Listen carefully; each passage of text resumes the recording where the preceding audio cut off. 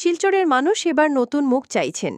BJP হোক বা কংগ্রেস হোক, দুই দলের কাছেই নতুন মুখ প্রত্যাশা করছে জনগণ। একজন শিক্ষিত সফল ভাবমূর্তির মানুষ প্রার্থী হন, সেটাই সবাই চাইছেন।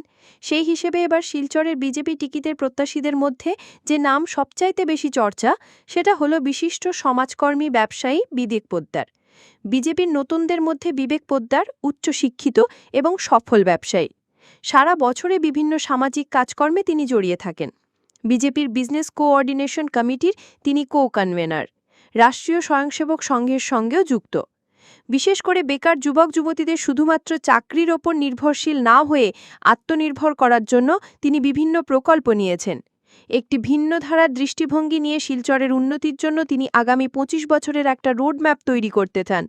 তাই নতুনদের মধ্যে তার নামটা অনেকটাই চর্চিত হচ্ছে।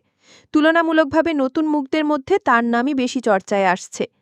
তাই এবারে বিজেপির প্রত্যাশীদের মধ্যে তিনি সবচাইতে বেশি আলোচিত নাম।